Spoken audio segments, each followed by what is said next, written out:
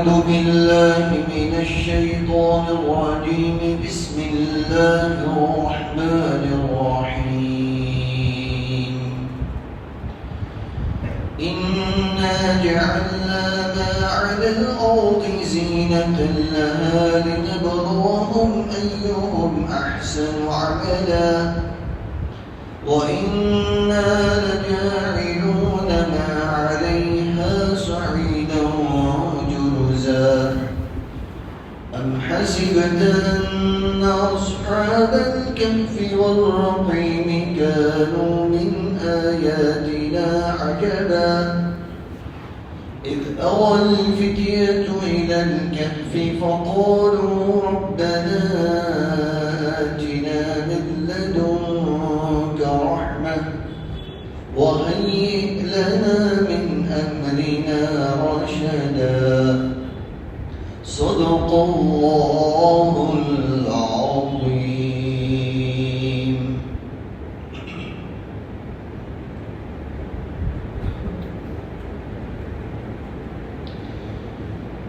اللہ رب العالمین نے اصحاب کہف کا قصہ بیان کرنے سے پہلے یہ بات سمجھائی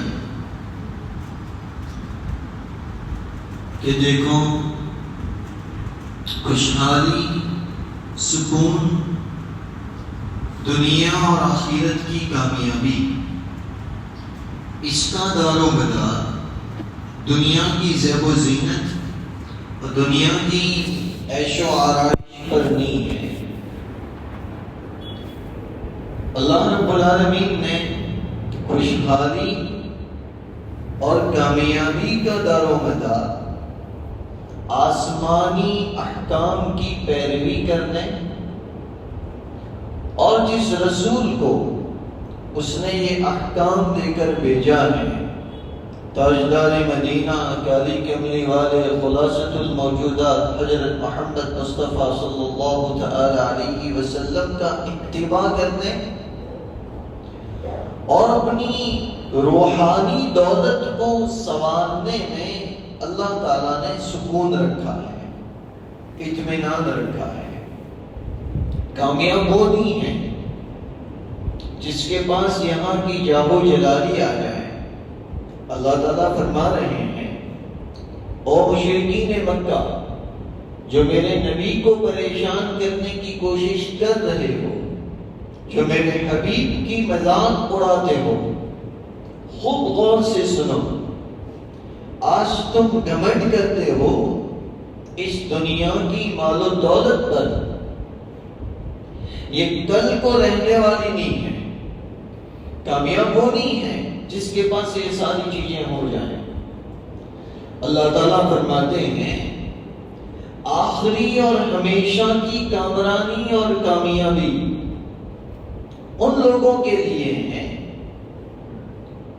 جو اس فنا ہونے والی دنیا کو، یہاں کی عیش و آرائش کو، یہاں کی زیب و زینت کو اللہ تعالیٰ کے لیے اور آخرت کی تیاری کے لیے قربان کر دیں۔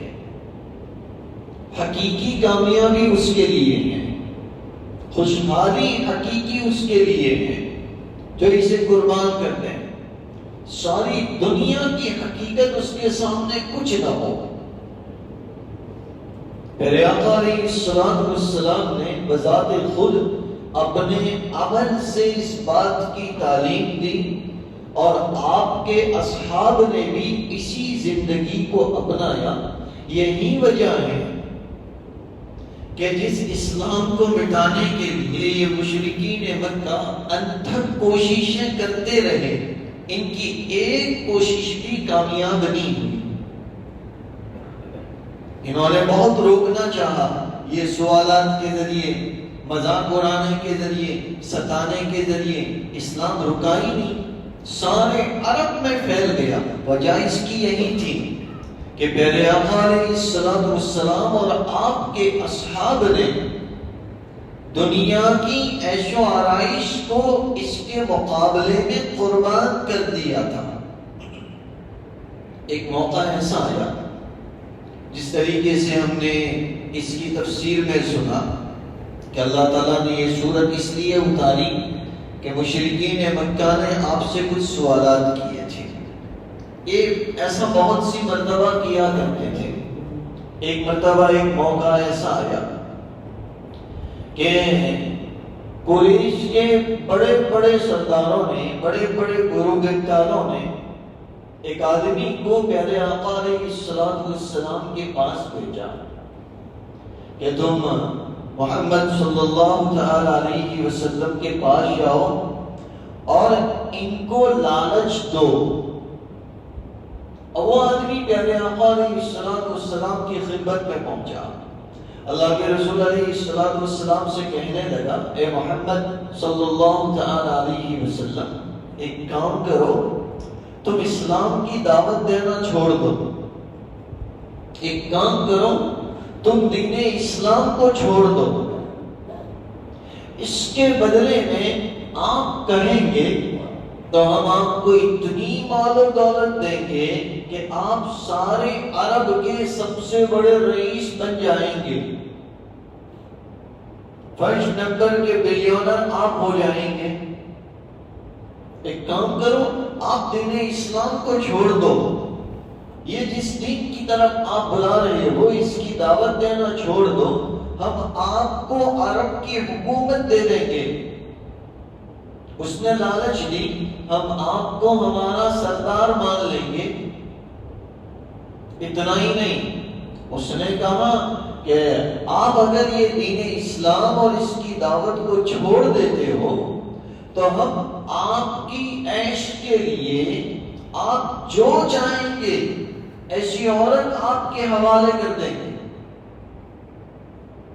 میرے آقا علیہ السلام نے اس کی بات سنی اور پھر پوچھا کہ تیری بات ختم ہو گئی؟ کہاں میں اپنی بات ختم کر چکا، میں لالچ دے چکا آپ کو. اللہ کے رسول علیہ السلام نے فرمایا اب سن. آپ نے سورہ حمیم سجدہ کی تلاوت شروع کی. سورہ حمیم سجدہ قرآن الکریم میں اس کی تلاوت شروع فرمائی. ایک آیت، دو آیت، تین آیت، اور پھر جہاں پر قوم عاد اور دوسری قوموں کے ہلاک ہونے کا ذکر ہے اس آیت کو پڑھا. یہ آدمی بچت اٹھا، بے چین ہو گیا، اپنی جگہ سے اٹھ کر آیا، پیارے آقا علیہ السلام کے منہ مبارک پر یوں ہاتھ رکھ دیا، یا رسول اللہ بس کیجئے، میرے دل میں اس کے سننے کی طاقت نہیں ہے، میں برداشت نہیں کر سکتا. ممکن ہے اس کی وجہ سے میرا دل پھٹ جائے. اس نے یہ باتیں سنی، اپنی جگہ سے اٹھ کر چل دیا. تو مجھے دنیا کی لالچ دیتا ہے، یہ دولت جو اللہ نے مجھے دی ہے ذرا اس کو سن. برداشت نہیں کر سکا. ادھر جن سرداروں نے اسے بھیجا تھا یہ انتظار میں تھے کہ ہمارا بھیجا ہوا قاسم کیا جواب لے کر آتا ہے. اس کی زبان تو کھل ہی نہیں رہی تھی، یہ جواب دینے کی طاقت نہیں رکھتا تھا، اپنے گھر چلا گیا. 3 روز تک وہ باہر نہیں آ سکا، 3 روز تک وہ بات چیت نہیں کر سکا. قرآن الکریم کی تلاوت، اور وہ بھی سرکار مدینہ رحمت للعالمین صلی اللہ تعالی علیہ وسلم کی مبارک زبان سے اس کے دل پر ایسا اثر پڑا. 3 دن تک. 3 دن کے بعد آیا، بھائی بتا دو صحیح کیا ہوا. کہا خدا کی قسم میں نے ایک ایسا کلام سنا ہے جو کلام میں نے اس سے پہلے کبھی نہیں سنا. وہ اس سے کبھی نہیں ہٹ سکتے. یہ دنیا کی لالچ تم کیا دو گے؟ یہ ہے دنیا سے بیزاری. اِنَّا جَعَلْنَا مَا عَلَى الْأَرْضِ زِينَةً لَهَا لِنَبْلُوَهُمْ أَيُّهُمْ أَحْسَنُ عَمَلًا. پیارے آقا علیہ السلام نے عملی طور پر یہ بات بتائی کہ کامرانی اور کامیابی، خوشحالی اسی کے لیے ہے جو اس دین کو اپنائیں اور اس کے خاطر فنا ہونے والی دنیا کو قربان کریں. ایک نہیں، ایسے انیک واقعات ہیں. جب سرکار مدینہ رحمت للعالمین صلی اللہ تعالی علیہ وسلم، یہ قصہ جو ابھی ہم نے سنا یہ مکہ المکرمہ کا قصہ ہے. حالانکہ اس وقت میں مسلمان انگلیوں پر گنے جائے اتنے تھوڑے تھے، کچھ پاس میں تھا ہی نہیں۔ اس کے باوجود بھی دنیا کی لالچ آپ کو ڈگمگا نہیں سکی۔ یہی پکے مومن کی نشانی ہے کہ دنیا انہیں ڈگمگا نہیں سکتی، انہیں اپنی چیز سے ہٹا نہیں سکتی۔ ایسے کئی واقعات ہیں۔ مدینہ المنورہ میں یہ تو فتوحات کا زمانہ تھا، جب اسلام کا غلبہ عام ہو گیا تھا، تقریباً پورے عرب کے اوپر اسلام کا پرچم لہرا گیا تھا۔ اس وقت میں بھی یہی حالت تھی، دنیا سے بالکل بیزار۔ اسی زمانے میں جب اسلام کی جیت کا زمانہ تھا، بحرین فتح ہوا۔ آج بھی وہی نام ہے، بحرین، یہ فتح ہوا۔ یہ آج بھی رئیس ہے، اس زمانے میں بھی بڑا رئیس تھا۔ اس زمانے میں بھی ان کے پاس سونے چاندی کی بہت کانیں تھی، مال و دولت بہت زیادہ تھی۔ جب بحرین فتح ہوا تو میرے آقا صلی اللہ تعالی علیہ وسلم نے اپنے صحابہ کو حکم دیا کہ جاؤ وہاں سے ٹیکس وصول کر کے لاؤ۔ صحابہ پہنچے اور وہاں سے ٹیکس جمع کیا اور ٹیکس جمع کر کے مدینہ المنورہ میں لائے۔ ٹیکس میں کیا تھا؟ سونا، چاندی، کپڑا، اناج، غلہ، مال و دولت، ہر قسم کا سامان وہ لائے۔ اللہ کے رسول علیہ السلام کو خبر پہنچائی، یا رسول اللہ، آپ کے حکم کے مطابق ہم بحرین سے ٹیکس جمع کر کے لائے ہیں، ہم اور آپ ہوتے۔ کتنا لائے؟ کیا کیا لائے؟ سونا کتنا، چاندی کتنا، روپے کتنے، غلہ کتنا، کپڑے کتنے، سامان کون سا، تو کتنا لایا، تو کتنا لایا۔ اللہ کے رسول علیہ السلام کو خبر دی گئی، دنیا کی کوئی حیثیت تھی نہیں۔ صحابہ سے فرمایا ٹھیک ہے، لائے ہو مسجد نبوی کے صحن میں بکھیر دو، اسے رکھ دو اور تم آرام کرو، ابھی رات ہونے آئی ہے۔ ایسا بھی نہیں اس پر کسی کو محافظ بنا دے، ایسا بھی نہیں آپ اسے دیکھنے کے لیے تشریف لے جائیں، نہیں، مسجد نبوی کے صحن میں رکھ دو، تم آرام کرو۔ صحابہ نے حکم کے مطابق مسجد نبوی کے صحن میں سارا سامان رکھا، اور اتنا سامان تھا، سونے کا ڈھیر لگ گیا، چاندی کا ڈھیر لگ گیا، کپڑوں کا ڈھیر لگ گیا، اناج کا ڈھیر لگ گیا، سارا سامان صحن میں بھر گیا۔ صحابہ بھی صحابہ تھے، انہوں نے سامان وہاں چھوڑا، اپنے گھروں پر آرام کے لیے چلے گئے۔ لیکن ظاہر سی بات ہے نا، جب اتنی زیادہ مال و دولت آتی ہے تو پھر اس کا چرچا بھی عام ہو جاتا ہے۔ پرانے گھر جب ٹوٹتے ہیں تو ٹھیکڑو بھی کھکڑے نہیں تو یا کا گوم میں خبر پڑے کہ کسو ٹھیکڑوں سے عام ہوتا ہے اس کا چرچا۔ تو چرچا مدینہ میں عام ہو گیا۔ اس زمانے میں مدینہ المنورہ میں محلے کی چھوٹی چھوٹی مسجدیں بن گئی تھی، سب سے بڑی مسجد مسجد نبوی تھی۔ تو صحابہ نے سوچا یہ فقر و فاقہ کا زمانہ ہے، ہمارے پاس ظاہر میں کوئی مال و دولت نہیں ہے، اور بحرین سے اتنا زیادہ مال و دولت آیا ہے، اتنا زیادہ۔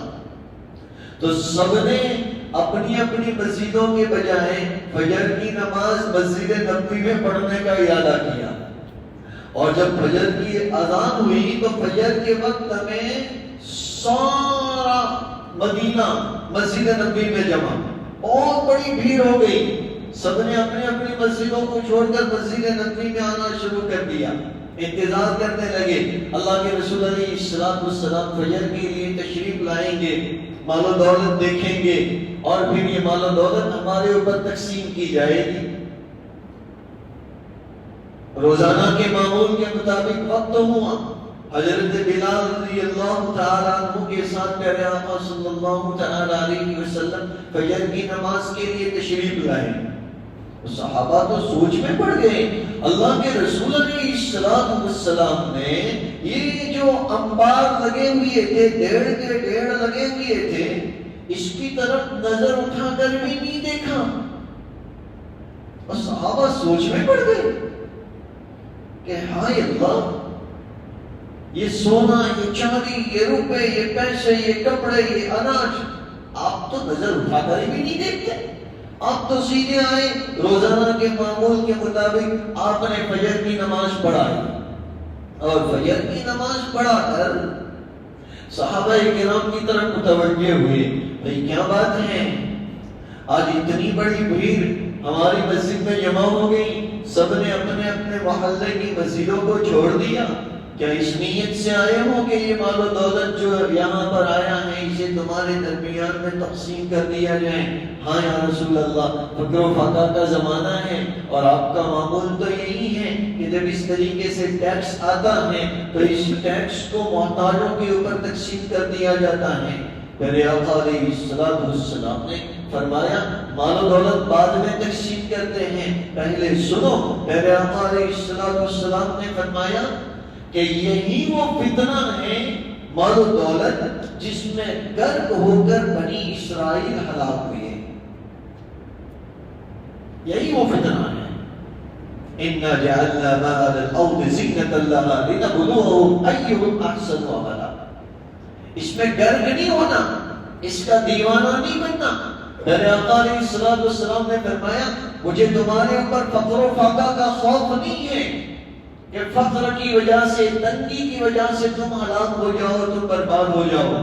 مجھے اس بات کا خوف ہے کہ تمہارے اوپر مال و دولت کی فراوانی کر دی جائے، دنیا کے دروازے تمہارے اوپر کھول دیے جائیں، اور تم اس دنیا کی خاطر ایک دوسرے سے مسابقت کرنے لگو، ایک دوسرے سے ریس کرنے لگو، ایک دوسرے سے حریفائی کرنے لگو. مجھے اس بات کا خوف ہے کیونکہ ریس کی وجہ سے، حریفائی کی وجہ سے پھر نہ جانے تم کتنے جھگڑوں میں مبتلا ہوں گے. اس بات کا خوف ہے. سب سے پہلے آپ نے یہ بات بتائی لِنَبْلُوَهُمْ أَيُّهُمْ أَحْسَنُ عَمَلًا. اس میں غرق مت ہو، یہ تو آج ہے کل نہیں رہے گا. آج تمہارے پاس جو آیا ہے وہ کسی اور کے پاس سے آیا ہے. تمہارے باپ دادا کی میراث تمہارے پاس آئی ہے، کل کو تمہاری میراث تمہاری نسل میں چلی جائے گی. یہ تو تمہارے پاس بھی رہنے والا نہیں ہے. اللہ کے رسول علیہ السلام نے فرمایا دنیا سے بے نیازی اختیار کرو. اس کے بعد بلال سے کہا بلال جاؤ، جس کی جو ضرورت ہے اس ضرورت کے مطابق تقسیم کرتے جاؤ. حضرت بلال نے بھائی تیری کیا ضرورت؟ اس کی ضرورت جا یہ لے چلا جا. اس کی ضرورت سونا چاندی کپڑے سب کچھ تقسیم کر دیا. میرے آقا علیہ السلام وہاں پر تشریف فرما رہے. آخر میں جب سب ختم ہو گیا آپ نے اپنے پلو کو جھاڑ دیا، اپنے پلو کو جھاڑ دیا، ایک رتی بھر بھی اس ٹیکس میں سے اپنے لیے نہیں رکھا، سب کچھ تقسیم کروا دیا. لِنَبْلُوَهُمْ أَيُّهُمْ أَحْسَنُ عَمَلًا. یہ تعلیم ہے. جب دنیا کی محبت اس طریقے سے دلوں سے نکل جاتی ہے، مفسرین نے لکھا ہے اسی آیت کی تفسیر میں، مفسرین نے لکھا ہے کہ جب دنیا کی محبت اس طریقے سے دلوں سے نکل جاتی ہے تو بڑے بڑے طاقتور اور جباروں کا خوف بھی دلوں سے نکل جاتا ہے. اور جب دنیا کی محبت دل میں آ جاتی ہے تو پھر طاقتوں کا خوف دل میں آ جاتا ہے. صحابہ کا خوف دنیا میں ایسے ہی نہیں تھا، انہوں نے بھی اسی سیرت کو اپنایا تھا جو میرے آقا علیہ السلام کی تھی. اگر حضرت عمر بن خطاب کا قصہ سنا، جن کے ہاتھوں ملک شام جیسے بڑے بڑے رئیس ممالک فتح ہوئے، حضرت ابو عبیدہ کے حالات کل سنے، حضرت معاذ کے حالات سنے جو گورنر تھے، ایک ملک آپ کی نگرانی میں تھا. انہوں نے جو کچھ بھی پایا تھا اسی سے پایا تھا، دنیا کچھ نہیں، محبت اللہ کی. ایک مرتبہ حضرت عمر بن خطاب رضی اللہ تعالی عنہ نے اپنے ایک غلام کو بلایا اور اپنے ایک غلام کو بلا کر کہا کہ یہ 400 سونے کے سکے ہیں، 400 دینار، 400 سونے کے سکے، جاؤ ابو عبیدہ کو میری طرف سے گفٹ کر دینا اور ابو عبیدہ کو دینے کے بعد واپس چلے مت آنا، وہاں ٹھہر جانا اور دیکھنا کہ ابو عبیدہ کیا کرتے ہیں۔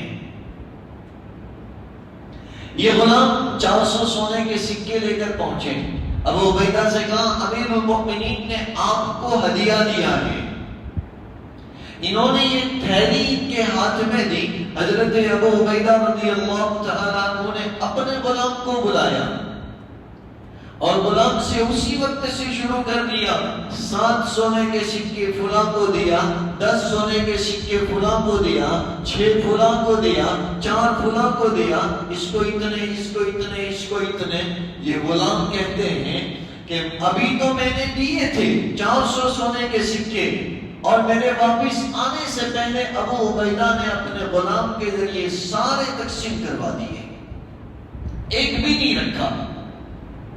میں امیر المؤمنین حضرت عمر بن خطاب رضی اللہ تعالیٰ عنہ کے پاس پہنچا، سارا قصہ بیان کیا۔ اتنے میں امیر المؤمنین نے دوسری ایک تھیلی تیار کروا رکھی تھی، کہا یہ ہمارے دوسرے بڑے لیڈر حضرت معاذ کو دیا، اور ایسا ہی کرنا کہ دے کر واپس مت آنا، دیکھنا کیا کرتے ہیں۔ یہ غلام حضرت معاذ کے پاس پہنچے، 400 سونے کے سکے ان کے ہدیے میں پیش کیے، امیر المؤمنین نے آپ کو دیے ہیں۔ حضرت معاذ رضی اللہ تعالیٰ عنہ نے ویسا ہی کیا، اپنے غلام کو بلایا، اتنے فلاں کو دے دیں، اتنے فلاں کو دے دیں، اتنے فلاں کو دے دیں۔ جب سب تقسیم ہونے آیا، گھر میں سے آواز آئی، اجی اپنی گیروی تو فاقہ چھے، ہمارے پاس بھی تو کچھ نہیں ہے۔ غلام سے کہا کوئی بچائے تھیلی میں، کہا 2 سکے بچے ہیں، اچھال کر پھینک دیے، یہ اپنے پاس رکھ لیں۔ یہ دنیا سے بے رغبت ہے، جنہوں نے دنیا پر حکومت کی۔ مفسرین نے لکھا ہے اس آیت کریمہ کی تفسیر میں، جب اس طریقے سے دنیا سے بے رغبتی دل میں پیدا ہو جاتی ہے تو انسان کے دل میں سے دنیا کا خوف نکل جاتا ہے، دنیا کا رعب نکل جاتا ہے، ظالم بادشاہوں کا خوف اس کے دل سے نکل جاتا ہے۔ اللہ کرے یہ صفت ہمارے اندر پیدا ہو جائے۔ یہی وہ چیز ہے، یہی وہ برائی ہے، لالچ، حرص اور دنیا کی محبت، جس نے آج ہمیں ساری دنیا والوں کے سامنے مرعوب کر رکھا ہے۔ خوف، کیونکہ دھوکہ دینا اپنا کام ہو گیا، کسی کا مال کھانا اپنا کام ہو گیا، کسی کا مال چوری چھپی لے لینا، حرام کر جانا اپنا کام ہو گیا، زمینوں پر قبضہ اپنا کام ہو گیا، ساری چیزیں، جھوٹ بولنا تجارت میں اپنا کام ہو گیا، دنیا کی محبت اور دنیا کمانے کے لیے حلال اور حرام کا خیال نہ کرنا اپنا کام ہو گیا۔ یہ وہ چیزیں ہیں جس کی وجہ سے مسلمان دنیا میں مرعوب ہو گیا، اس کا خوف دنیا سے نکل گیا اور دنیا والوں کا خوف اس کے دل پر چھا گیا۔ اور صحابہ نے اس چیز کو اپنایا تھا۔ یہاں لکھا ہے تفسیر میں کہ جب اس طریقے سے دنیا کی بے نیازی دل میں آ جاتی ہے تو پھر ساری دنیا مل کر اس کے قدم کو ڈگمگا نہیں سکتی، وہ ڈس سے مس نہیں ہوتا۔ اسی ضمن میں اللہ تعالیٰ نے آگے سورہ کہف کا قصہ بیان فرمایا کہ یہ جو اصحاب کہف تھے، یہ اصحاب کہف بادشاہ کے سامنے ڈگمگائے نہیں تھے، اسی لیے یہ قصہ بیان فرمایا۔ پہلے آقا علیہ السلام کو تسلی دی جا رہی ہے کہ یہ جو گھمنڈ کرتے ہیں نا مکہ کے مشرکین، آپ ذرہ برابر خوف زدہ مت ہو، آپ کو ڈرنے کی ضرورت نہیں ہے۔ ان گھمنڈوں کا گھمنڈ بس کچھ وقت کے لیے ہے، پھر چکنا چور ہو جائے گا، پھر ختم ہو جائے گا۔ سنو آگے کا قصہ کہ ہم نے کس طریقے سے ایمان والوں کی جنہوں نے اپنا سب کچھ چھوڑ دیا حفاظت فرمائی، اور جنہیں اپنی حکومت پر گھمنڈ تھا انہیں کس طریقے سے ذلیل فرمایا۔ اسی ضمن میں یہ قصہ ہے۔ کہ یہ جو متکبر ہوتے ہیں، ظالم ہوتے ہیں، کبڈی ہوتے ہیں، ان سے آپ کو ڈرنے کی ضرورت نہیں ہے، اور آپ اس وقت نہیں ڈریں گے جب تک کہ دنیا کی محبت آپ کے دل میں نہیں ہوگی۔ اس لیے سب سے پہلے یہ چیز بیان فرمائی، اِنَّا جَعَلْنَا مَا عَلَى الْأَرْضِ زِينَةً لَهَا لِنَبْلُوَهُمْ أَيُّهُمْ أَحْسَنُ عَمَلًا۔ اب آگے وہ قصہ شروع فرما رہے ہیں جس کے ذریعے میرے آقا علیہ السلام اور آقا علیہ السلام کے ذریعے آپ کے وسیلے، آپ کے واسطے سے ہم سب کو اور قیامت تک کے مسلمانوں کو ایک تسلی دی جا رہی ہے کہ اللہ تعالیٰ کس طریقے سے تمہاری حفاظت کرے گا۔ اب وہ قصہ شروع فرمایا، اس حقیقت کو بیان فرمانے کے بعد، ام حسبت ان اصحاب الکہف والرقیم کانوا من آیاتنا عجبا۔ یہ لوگ آپ سے سوال کرتے ہیں، اے نبی جی کیا یہ قصہ اتنا عجیب ہے؟ اگر ان عقل کے اندھوں کو پتا ہوتا تو اپنی ذات میں غور و فکر کرتے۔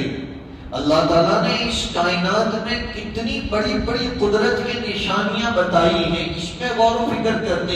عجیب باتیں تو یہ تھی، اس میں غور و فکر کرتے، اور اس میں غور و فکر نہیں کیا اور ایک قصے کے پیچھے پڑ گئے۔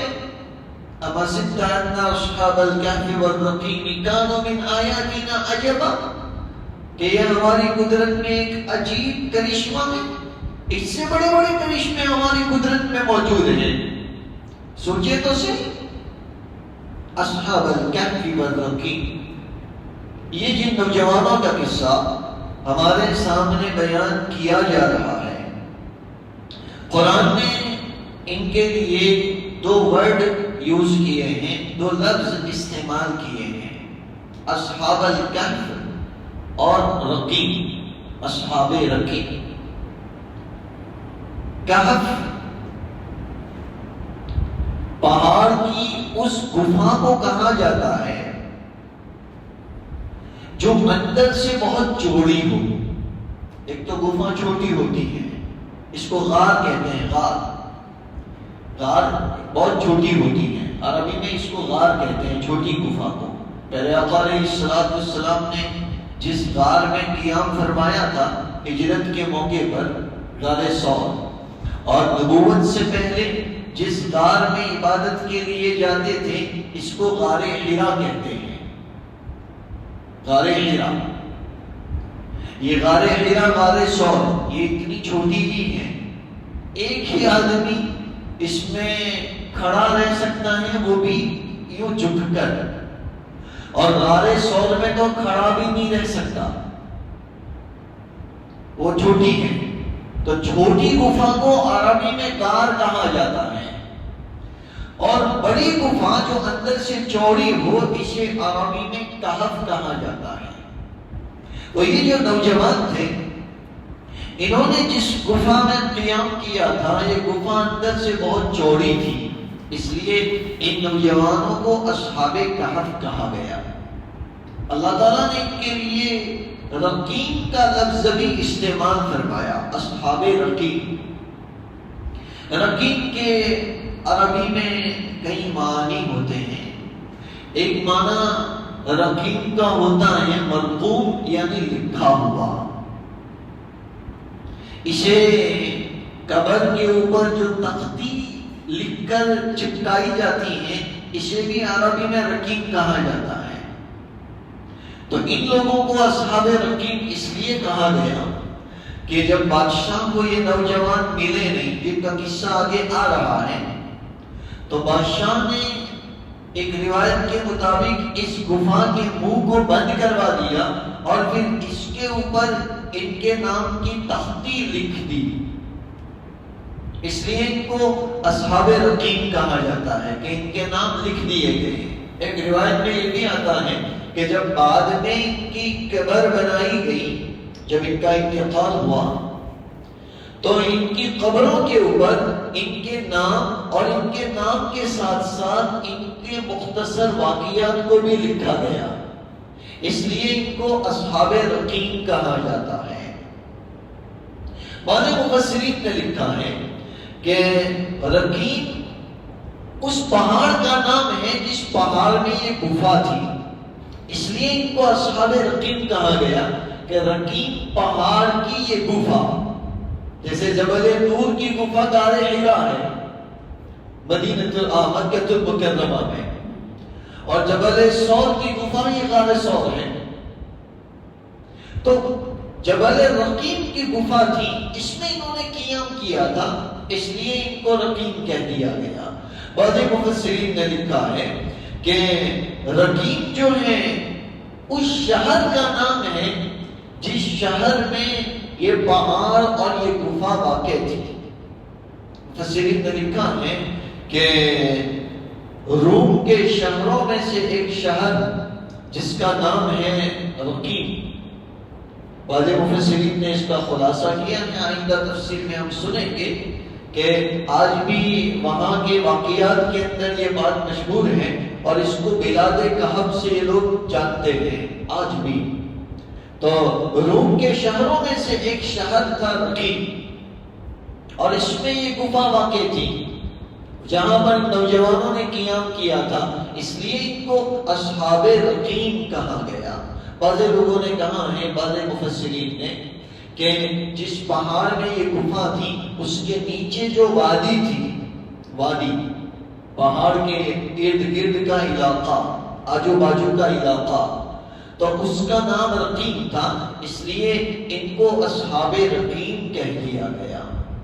تو اللہ تعالیٰ نے فرمایا ان اصحاب الکہف والرقیم، کہ نوجوانوں کو اصحاب کہف یا اصحاب رقیم کیوں کہا جاتا ہے، اس کی وجوہات کو یہاں پر بیان کر دیا گیا۔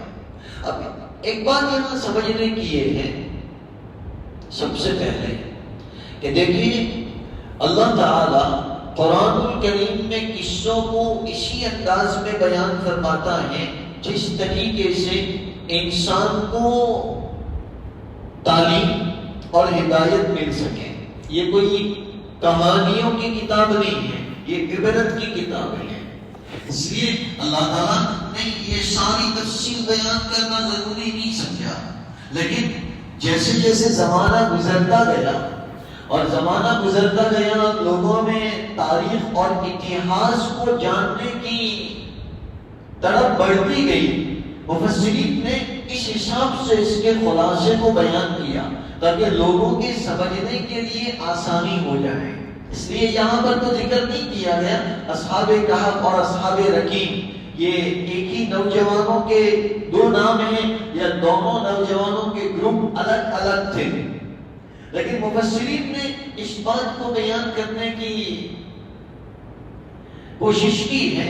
اکثر مفسرین نے یہ بات لکھی ہے کہ اصحاب کہف اور اصحاب رقیم یہ دونوں ایک ہی گروہ کا نام ہے، لیکن بعض مفسرین نے یہ بات لکھی ہے کہ اصحاب کہف اور اصحاب رقیم یہ دونوں الگ الگ نوجوانوں کے قصے ہیں۔ اصحاب کہف تو وہ ہیں جن کا قصہ اللہ نے یہاں پر بیان فرمایا، جس کو ہم آئندہ تفسیر میں سنیں گے، اور اصحاب رقیم وہ ہیں جن کا قصہ یہاں بیان نہیں کیا گیا، جن کا قصہ حدیث شریف میں پیارے آقا صلی اللہ تعالی علیہ وسلم نے بیان فرمایا۔ اللہ تعالیٰ نے یہاں پر صرف اس کی طرف اشارہ کر دیا۔ اصحاب رقیم طبرانی وغیرہ میں اس حصے کو ذکر کیا گیا ہے۔ امام بخاری رحمۃ اللہ علیہ نے بھی اصحاب رقیم کا قصہ بیان فرمایا ہے، اور اس میں وہ حدیث بیان فرمائی ہے جس کو ہم نے 15ویں شعبان میں اس کی کچھ تفصیل بھی سنی تھی۔ میرے آقا علیہ السلام نے اس قصے کو بیان فرمایا کہ بھئی اصحاب رقیم کون تھے؟ ہاں، وہ 3 نوجوان تھے۔ وہ 3 نوجوان جو اپنی کمائی کے لیے، معیشت کی تلاش میں، کام دھندانے ڈھونڈوانا اپنے گھر سے چلے تھے، اور راستے میں بارش بہت ہوئی، اتنی بارش کہ آگے چلنے کا راستہ نہیں تھا، پانی بھر گیا تھا۔ تو یہ لوگ ایک پہاڑ کے اوپر چڑھ گئے، اور بارش سے بچنے کے لیے، طوفان سے بچنے کے لیے انہوں نے اس پہاڑ کی ایک گفا میں پناہ لے لی۔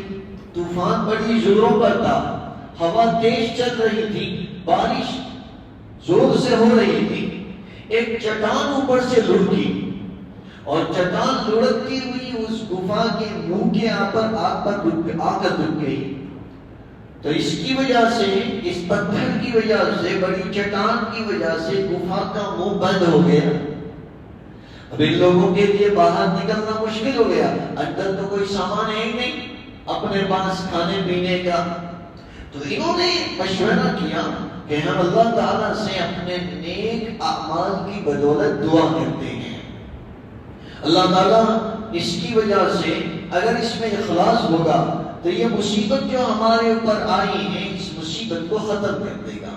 پہلے ایک آدمی نے دعا کی، اے اللہ میں کارخانہ چلاتا تھا اور اس میں بہت سارے مزدور کام کرتے تھے.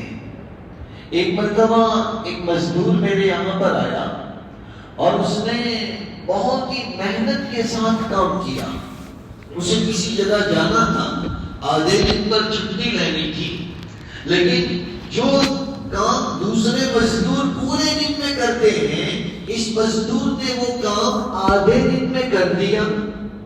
تو میں اس سے اتنا خوش ہوا کہ میں نے اسے پورے دن کی مزدوری دے دی.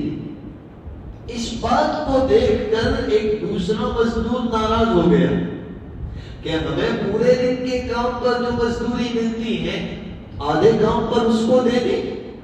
وہ ناراض ہو کر اپنی مزدوری لیے بغیر چلا گیا. میں نے اس کی مزدوری کے جو پیسے تھے وہ ایک تاکچے میں رکھ دیے حفاظت کے ساتھ. ایک لمبے وقت تک انتظار کیا، وہ لینے کے لیے نہیں آیا. میں نے ان پیسوں میں سے ایک بکری کا بچہ خریدا. وہ بکری میں نے خریدی، پھر اس کی نسل چلی، اس کی بکریاں بڑھی. ایک لمبا وقت ہوا کہ یہ آدمی جو بغیر مزدوری لیے چلا گیا تھا میرے پاس آیا اور وہ اتنے زمانے بعد آیا تھا کہ میں اس کو پہچان بھی نہیں سکا. وہ بڑھاپے کی عمر کو پہنچ گیا تھا. وہ مجھے آ کر کہنے لگا مجھے پہچانا. میں نے کہا میں تو آپ کو نہیں پہچانتا. تو اس نے اپنی پہچان بتائی. مجھے یاد آیا کہ ہاں اس طریقے سے وہ چلا گیا تھا. اب وہ کہہ رہا ہے کہ میرا ایک حق آپ کے پاس ہے، یہ حق آپ میرے حوالے کر دیجئے. تو میں نے کہا ٹھیک ہے، یہ ساری بکریاں تیرا حق ہے. یہ کہنے لگا اب میرا مذاق تو نہ کر. کہا نہیں میں مذاق نہیں کر رہا، میں نے اس طریقے سے تیری مزدوری کی رقم کو کام میں لگا دیا اور اسی سے یہ ساری بکریاں یہ سب کچھ تیری ہیں اور میں نے ساری بکریاں اس کے حوالے کر دی. اس نے دعا کی، اے اللہ یہ کام اگر میں نے خالص تیری رضا کے واسطے کیا ہے، تیری خوشنودی کے لیے کیا ہے، اس مصیبت کو میرے اوپر سے ہٹا دے. اللہ یہ تھوڑی چٹان ہٹ گئی، اتنی ہٹ گئی کہ سورج کی روشنی اور ہوا کچھ اس میں سے اندر آ سکے سانس کے لینے کے لیے. پوری نہیں ہٹی. اب دوسرا نوجوان دعا مانگ رہا ہے اسی گفا میں، اے اللہ ایک نوجوان لڑکی مجھے پسند تھی لیکن وہ بڑی نیک تھی، میرے قابو میں نہیں آ رہی تھی. ایک مرتبہ جب 60 سالی کا زمانہ آیا اور لوگوں کو ضرورتیں پیش آئی، اس کے پاس بھی کچھ نہیں تھا تو یہ اپنی ضرورت کے لیے میرے پاس آئی. میں نے کہا کہ میں تیری ضرورت تو پوری کر سکتا ہوں، تجھے میری خواہش کو پورا کرنا ہوگا. اس نے انکار کر دیا. میں نے اس کی مدد نہیں کی. ایک بار، 2 بار، 3 بار وہ اس طریقے سے میں کہتا رہا اور وہ انکار کرتی رہی. ایک بار پھر وہ گھر سے مشورہ کر کے آئی کہ حالات کچھ ایسے تھے کہ اگر اس کی ضرورت پوری نہیں ہوتی تو اب وہ ہلاک ہو جاتی. تو آئی کہا ٹھیک ہے میں تیری ضرورت پوری کرنے کے لیے تیار ہوں، تو میری ضرورت پوری کر دے. اس نے کہا ٹھیک ہے. دونوں نے گناہ کا ارادہ کر لیا. جب اس نے گناہ کا پکا ارادہ کیا نوجوان نے، وہ لڑکی کانپنے لگی، آنکھوں سے آنسو بہنے لگے. نوجوان کہنے لگا بھئی اب کیوں کانپتی ہیں، اب کیوں رو رہی ہیں؟ اس نے کہا کہ میں نے کبھی بھی اپنی عفت اور پاک دامنی کے اوپر داغ نہیں آنے دیا، پہلی مرتبہ۔ تو یہ نوجوان کہہ رہا ہے کہ اے اللہ، اس وقت میں نے کہا کہ جب تو اتنی تنگی میں اللہ کے حکم کا دامن نہیں چھوڑتی تو اللہ تعالیٰ نے تو مجھے بہت کچھ دے رکھا ہے، میں کیوں اللہ کے حکم کو توڑوں؟ میں نے گناہ کا ارادہ چھوڑ دیا اور اس عورت کی یوں ہی مدد کر دی۔ اے اللہ، اگر یہ کام میں نے خالص تیرے لیے کیا ہے تو اس مصیبت کو میرے اوپر سے ہٹا دے۔ یہ چٹان تھوڑی سی اور ہٹ گئی، لیکن ابھی اتنی نہیں ہٹی تھی کہ یہ لوگ اندر سے باہر نکل سکے۔ اب تیسرے نوجوان نے دعا کی، اے اللہ، میں بکریاں چرانے کا کام کرتا تھا، گھر پر واپس آتا تھا، سب سے پہلے دودھ نکالتا تھا، اپنے ماں باپ کو پلاتا تھا، پھر اپنے بچوں کو پلاتا تھا۔ لیکن ایک مرتبہ کسی حالت کی وجہ سے بکریوں کو لے کر آنے میں مجھے دیری ہو گئی، میں نے دودھ نکالا، لے کر ماں باپ کے پاس پہنچا، وہ سو گئے تھے۔ میں نے نہ اپنی اولاد کو پلایا نہ میں نے پیا، میں ایسے ہی دودھ لے کر کھڑا رہا۔ صبح ہوئی، یہ اٹھے، میں نے سب سے پہلے ان کو پلایا، پھر خود اولاد کو پلا کر پیا۔ اگر اللہ یہ ماں باپ کی خدمت کا کام میں نے خالص تیری خوشنودی کے لیے کیا ہے تو اس مصیبت کو میرے اوپر سے ہٹا دے۔ اللہ تعالیٰ نے اس کی دعا کو قبول فرما لیا۔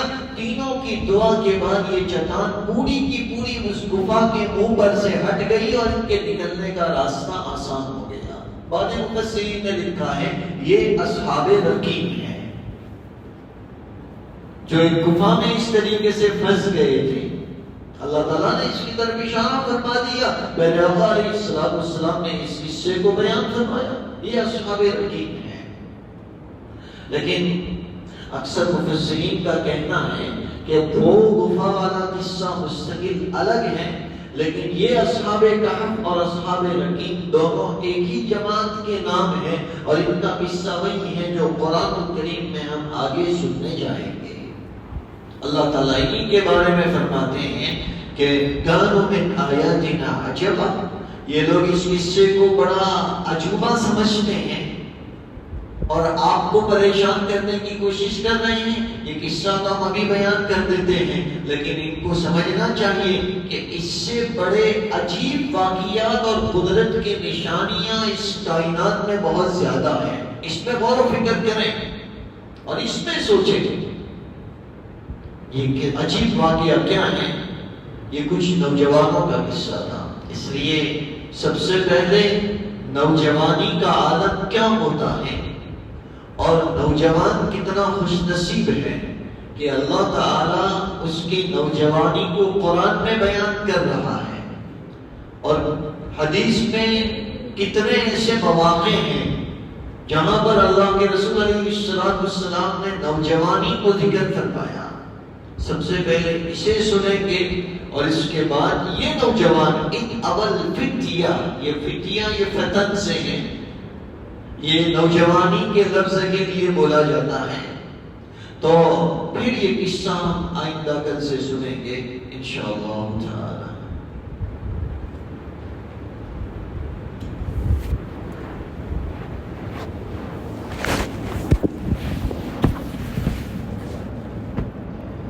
بسم الله الرحمن الرحيم اللهم ربنا لك الحمد حمدا كثيرا طيبا مباركا فيه اللهم يا ربنا لك الحمد كما ينبغي لجلال وجهك وعظيم سلطانك الله أكبر الله أكبر الله أكبر لا إله إلا الله والله أكبر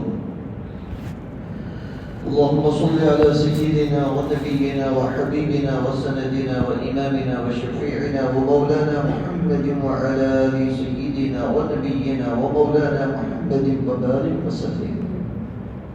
الہ العالمین تو رحمان الدنیا اور رحیم الآخرہ ہے، تو دنیا اور آخرت میں رحم کرنے والا ہے۔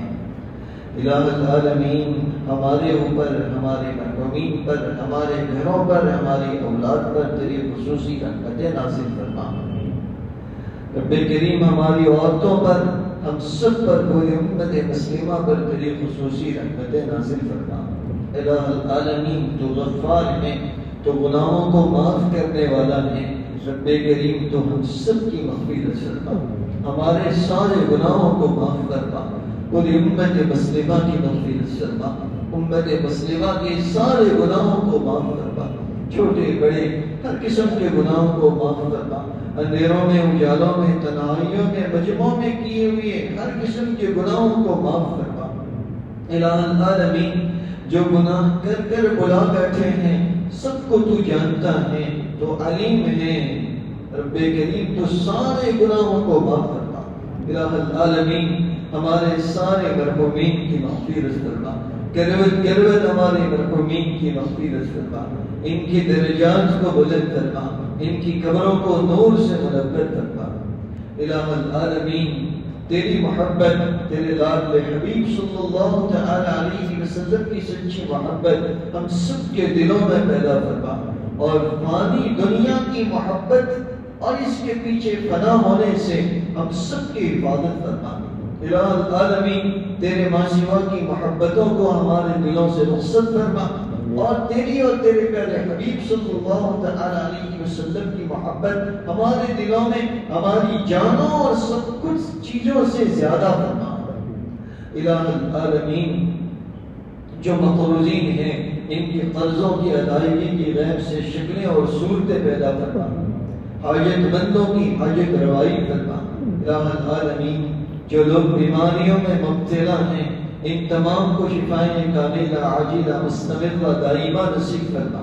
الہ العالمین بہت سارے لوگ بیماریوں سے لڑ رہے ہیں، ان تمام کو بیماریوں سے خوب صحت اور عافیت نصیب فرما، اور ہر قسم کی مہلک اور بری بیماریوں سے ہم سب کی اور سارے بیماروں کی حفاظت فرما۔ رب کریم جو قید و بند میں قید ہیں ان کے لیے عافیت کے ساتھ رہائی کے فیصلے فرما، جو غلط مقدمات میں پھنسے ہوئے ہیں الہ العالمین ان کے لیے عزت کے ساتھ برات کے فیصلے فرما۔ آمین یا رب العالمین۔ ان اللہ وملائکتہ یصلون علی النبی یا ایھا الذین آمنوا صلوا علیہ وسلموا تسلیما۔ اللهم صل على سيدنا ونبينا ومولانا محمد وعلى آل سيدنا ونبينا ومولانا محمد وبارك وسلم۔ سبحان ربك رب العزة عما يصفون وسلام على المرسلين والحمد لله رب العالمين۔